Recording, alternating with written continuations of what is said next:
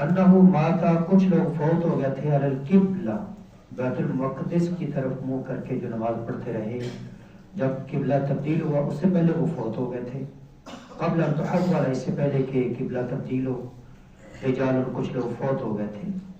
اب سوچا کہ ان کی نمازیں تو ساری بیت المقدس کی طرف تھیں، بیت اللہ تو ہمارا یہ ہے، ان کی نمازوں کا کیا بنے گا، کہیں وہ ضائع تو نہیں ہو جائیں گی۔ کچھ لوگ فوت ہو گئے تھے، وقتلوا کچھ شہید ہو گئے تھے۔ فلم ندری، نہیں ہم سمجھ پا رہے تھے، ما نقول فیہم، کیا ہم ان کے بارے میں کہیں کہ ان کی نمازیں صحیح ہیں یا وہ ضائع ہو گئی۔ فانزل اللہ، تو اللہ نے یہ آیت نازل کی، وما کان اللہ، نہیں ہے اللہ، لیضیع، کہ وہ ضائع کرے ایمانکم، تمہاری نمازوں کو۔ یہاں ایمان کا معنی کیا ہے؟ کیونکہ صحابہ کرام جو پریشان ہوئے تھے وہ ان کی نمازوں کے حوالے سے پریشان ہوئے تھے، اس پر آیت نازل ہوئی ان کی پریشانی کو دور کرنے کے لیے۔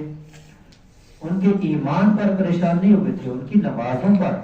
تو امام بخاری رحمہ اللہ نے باب بھی یہی کام کیا ہے کہ یہاں نماز کو ایمان کہا گیا، اور اس آیت کی تفسیر سبب نزول کے ذریعے واضح ہوئی۔ کہاں سے؟ جس کو آپ یہ بھی کہہ سکتے ہیں کہ حدیث کے ذریعے، تفسیر القرآن بالحدیث۔ اور کچھ آیات کے ایسے مفاہیم ہوتے ہیں، اگر اس کا سبب نزول سامنے نہ آئے تو اس کے مفہوم کی سمجھ نہیں آتی۔ اللہ کریم سے دعا ہے کہ اللہ کریم ہمیں قرآن کو کما حق ہو پڑھنے، سمجھنے اور اس پر عمل کرنے کی توفیق عطا فرمائے۔ وما علی الا البلاغ المبین۔